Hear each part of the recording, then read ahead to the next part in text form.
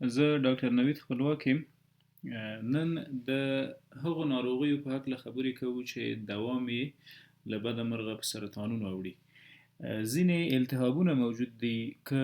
تداوی نکو په وخت درملنه ونکو له بده مرغه وجود له مرګونو ګواښونو سره مخ کوي. کرونیک انفلمیشنز یا هغه مزمن او دوامداره التهابونه چې بالاخره مالګننسي یا خبیث سرطانونو ته کنورټ کیږي. مخکې له دې چې مستقیما په موضوع وغږیږو، راځو نیوپلیزیا یا سرطانونه یا مالګننسي یا کینسر څه ته وایي. نیوپلیزیا، نیو یعنی نوې وده، پلیزیا نیو نوې، پلیزیا هم گروت. کله چې هم په بدن کې یوه نوې جدیده او بې تدبیره وده وشوه، په یو ځای کې کتله جوړه شوه، یوه دانه جوړه شوه، که دغه دانه او کتله او دا نوې وده د بدن د دفاعي سیستم لخوا کنټرول نشوله، په خپل سر دوام وکړ، دې ته وایي کینسر یا سرطان. په حقیقت کې د خبیثو سرطانونو اطلاق کینسر ته کیږي. یعنی د کینسر کلمه هغه سرطانونو ته ویل کیږي چې هغه خبیث دي، مرګوني دي، د یوې سیمې بلې ساحې ته دوام کوي. نو د دې خبرې سره باید پوه شو چې موږ په مجموع کې دوه ډوله سرطانونه لرو: بیناین یا سلیم سرطان، یا هغه سرطانونه چې لوکلایز دي، په یوه سیمه کې دي، د سرایت او د تښتیدا انتقال نه لري. بل ډول یې مالګننټ سرطان یا مالګننټ ټیومرز. مالګننټ خبیثو سرطانونو ته وایي. خبیث هغه سرطانونه دي چې له یوې سیمې بلې سیمې ته سرایت کوي. مثلا د معدې نه د وینې د جریان په واسطه، د لیمفاټیکو چینلونو په واسطه نورو ارګانونو ته، مجاور ساحو ته انتقال کوي او سرایت کوي. مالګننټ ټیومرز. ښه، دلته یوه بله کلمه اضافه کیږي، د ټیومر. تاسو به حتما د ټیومر کلمه اوریدلې وي. ټیومر په حقیقت کې یوه لاتین کلمه ده، سویلنګ یا پړسوب ته وایي. د وجود هر پړسوب ته ټیومر ویل کیږي. ولې ډیری نیوپلاستیک استفاده کوي، نیوپلاستیک یوز لري، یعنی په سرطانونو کې د دغه کلمې نه موږ ډیر کار اخلو. نان نیوپلاستیک یوز یا هغه پړسوبونه چې سرطاني نه دي، هغو ته نن سبا ټیومر نه ویل کیږي، ولې په حقیقت کې ټیومر د پړسوب معنا لري. مالګننټ سرطان خبیث سرطانونه دي چې له یوې ساحې نه بلې ساحې ته سپرټ کوي، تښتي، انتقالیږي، د څه شي په واسطه؟ یا د هډوکي په واسطه، یا د وینې د جریان په واسطه، یا د لیمفاټیک چینلونو په واسطه. ښه، مالګننټ یا خبیث سرطانونه هغه سرطانونه دي چې بالاخره که یې مخه ونه نیول شي د مرګ سبب ګرځي. راځو دغه خبیث یا مرګوني سرطانونه د ځینو عفونتونو او التهابونو د وجې څنګه او چیرته منځته راتللی شي. ښه، ګورئ، دا زموږ سږی ده، لنز یا سږی. په سږی د هوا د انتقال، د هوا د تبادلې او په ټوله کې د اکسیجن یوه ډیره مهمه دستګاه ده زموږ په وجود کې. که د اسبستوسز او سیلیکوسس په نامو تکالیف وڅېړو، دا هغه دوه مزمن عفونتونه او التهابونه دي چې د وخت په تېرېدا د میزوتیلیوما په نامه سرطان جوړوي. کوم ځای کې؟ په سږي کې، میزوتیلیوما. زموږ سږی یا زموږ شش په داخل د سینې په قفس کې په یو پرده کې رانغښتی ده. د دغه پرده د میزوتیلیم حجرات لري. په دغه حجراتو کې د اسبستوسز او د سیلیکوسس په نامه مواد کولی شي که رسوب وکړي د دې سرطانونو سبب ګرځي، او دا موږ له بهرني محیط نه اخلو. اسبستوسس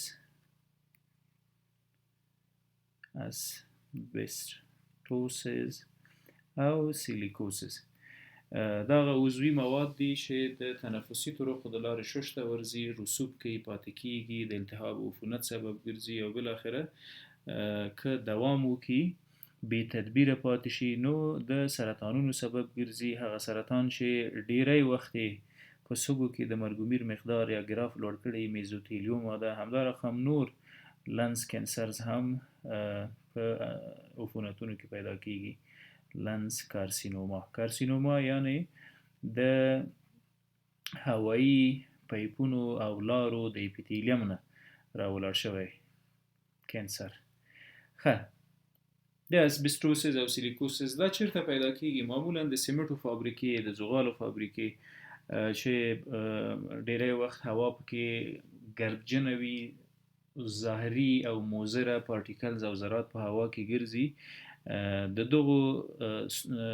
موادو تنفس بالاخره د سرطانونو سبب ګرځي.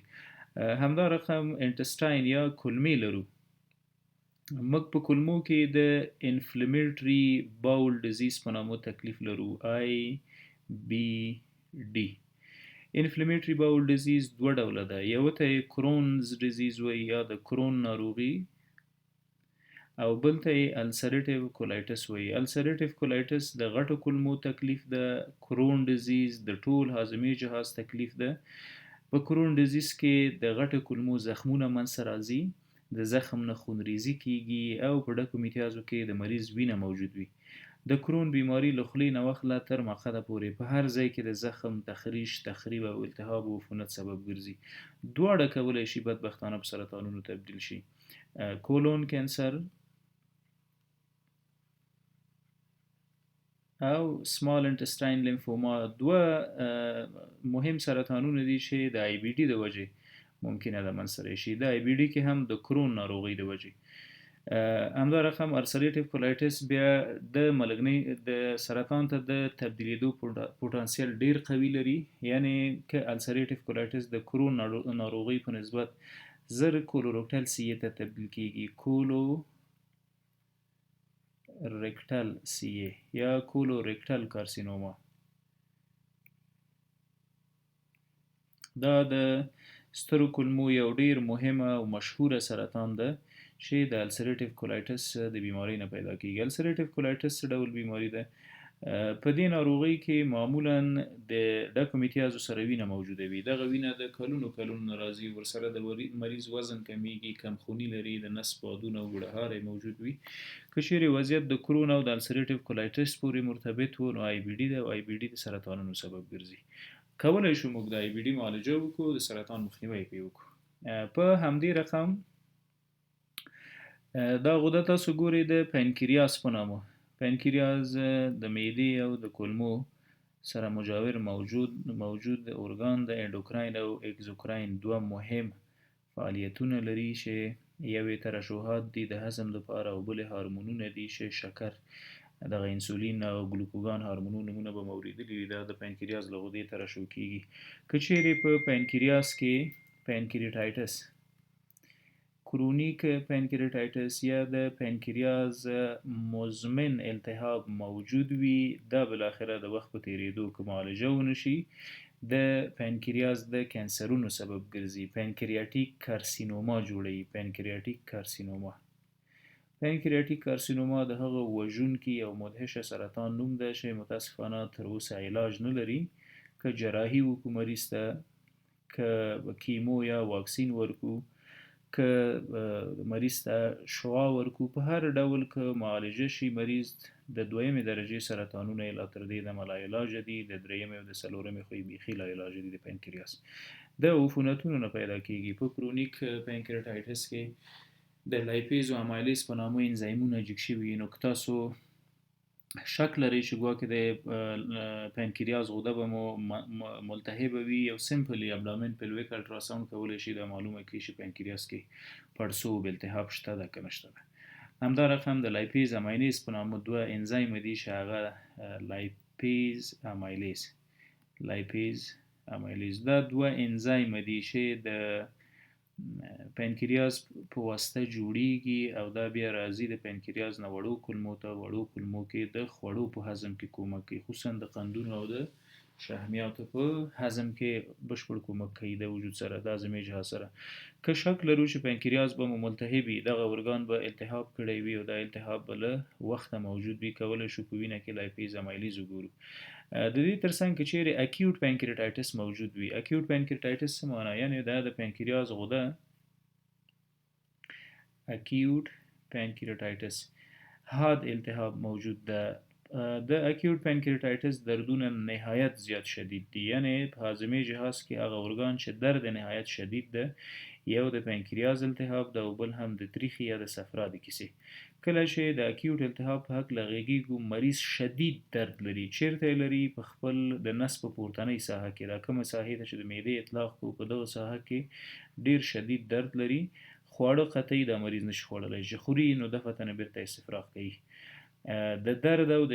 استرخاقاتو د وجې په ځینې حالاتو کې حتی مرګمیر منځته راځي دومره دردونه او دا وضعیت شدید ده نو د اپیګاستریک پین د شدید درد یو خاصیت څه ده څنګه کولی شو د پنکریاز او د معدې دردونه سره تفکیک کوو وپېژنو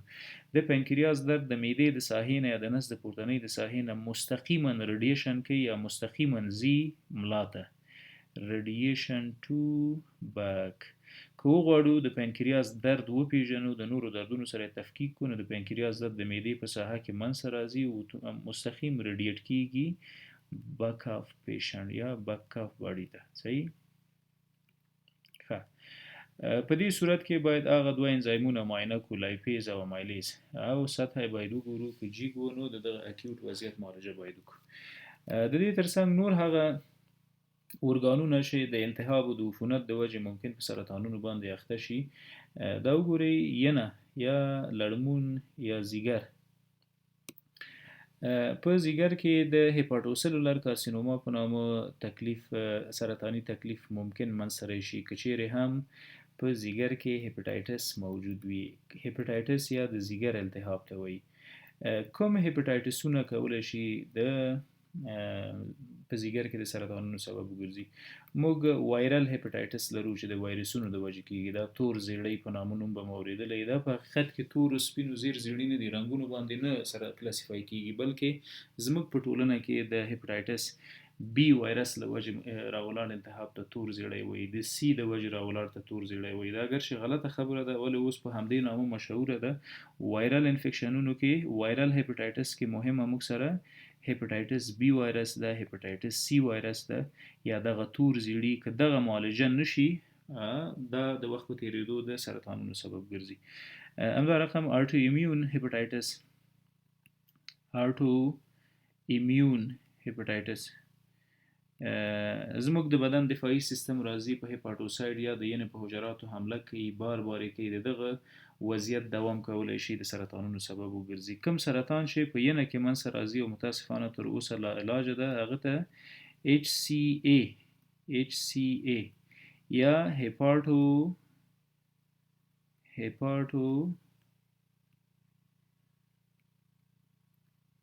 سلولر سی هم سلولر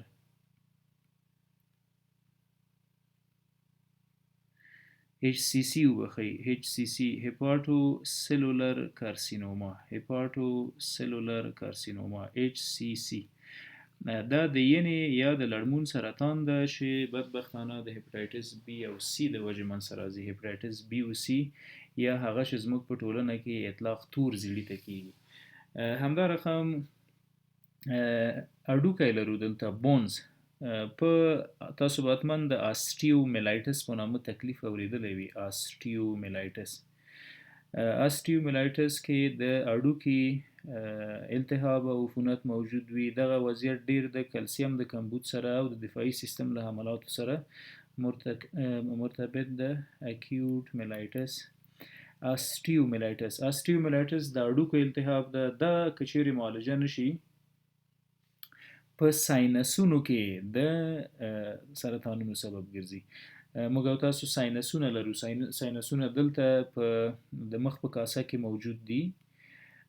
تاسو به اکثرا کله چې د ګوشو ګلو ډاکټر ته ورځئ درته وایي چې سینوزیت لري یا دا هدف همغه ساینوسایټس ده د اډوکو په کڅوړو کې التهابونه موجود وي د آسټیومیلایټس سبب وګرځي او دا بالاخره بیا د بون کینسر سبب ګرځي د بون کینسر د ساینسونو د کینسر سبب ګرځي ساینس کینسر سبب ګرځي کولی شو د دې سرطان نه سمپلی معالجه وکړو که چیرې د ساینسونو التهاب لرو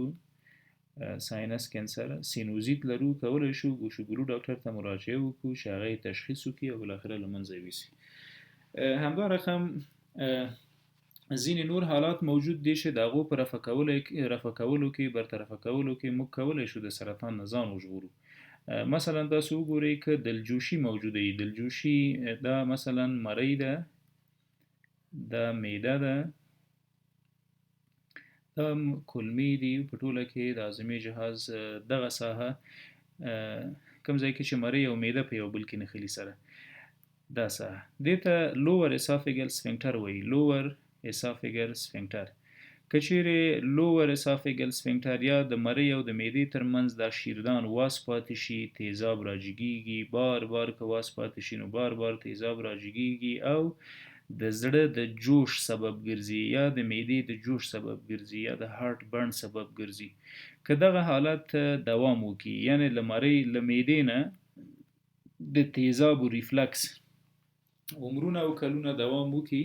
دا مو د وخت په تیریدو د مرۍ په سرطان متاسفانه مبتلا کوي یعنی بار بار که چیرې ریفلکس کې تیزاب د بیرټس اسافیګس په نامه تکلیف جوړیږي بیرټس اسافیګس بیرټس اسافیګس هغه وضعیت ده چې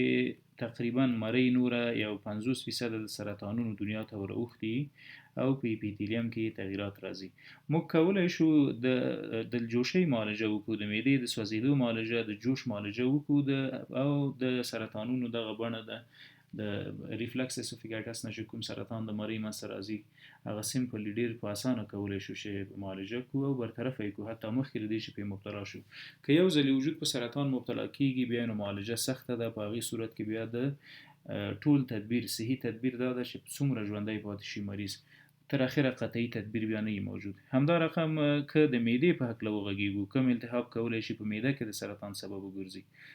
دا زموږ معده ده سټمک دا رنګ بدل کم سټمک یا معده ښه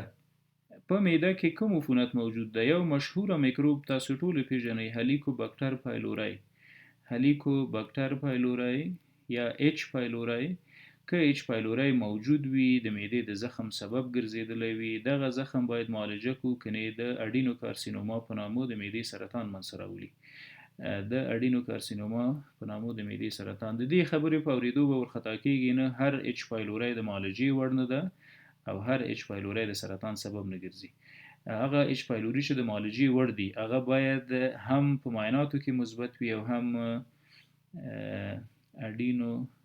اډینوما مې ولیکله دا په اصل کې اډینو کارسینوما ده ښه د اچ پایلوري په هکله غږېدلو ورخطا کیږو به ځکه د دې خبرې په اورېدو نه چې هر اچ پایلوري د معالجې وړ نه ده ځینې اچ پایلوري یوازې په ورقه کې مثبت وي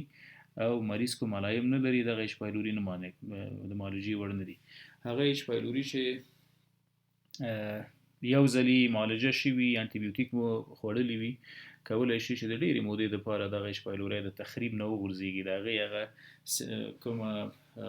وایرلنس چې کوم دی د اچ پایلوري هغه کمیږي نو اچ پایلوري انډیوس ګاسټرایټس کېدلی شي چې د وخت په تیریدو د معدې په سرطان باندې بدل شي همدا رقم موږ دلته تریخی لرو دا مثلا د صفرا کیسه ده یا تریخی دغه پایپونه دي چې د تریخي نه محتویات بایل راوړي ډواډینم یا وړو کولمو ته که چیرې په تریخي کې التهاب موجود وي هغه ته وایي کولیسیسټایټس کولیسیسټایټس په کولیسیسټایټس کې کرونیک کولیسیسټایټس یا مزمن بڼه چې د هغه د وخت په تیریدو د سرطان سبب ګرځي موږ کولی شو د دغه التهاب تداوي وکړو مخکې له دې چې د تریخي په سرطانونو باندې مبتلا شو همدا رقم د مثانې په هکله که وغږیږو د بلډر کارسینوما په نامه چې کوم سرطان د هغه هم د سیسټایټس یا د بلډر یا د مثانې د التهاب د وجې منځته راځي نو په ټوله کې ځینې سرطانونه موجود دي چې د هغې د علتونو برطرفه کولی شي د سرطان له ناوړه او بدمرغه ناروغۍ نه زموږ د ټولو د ژغورتیا سبب وګرځي مننه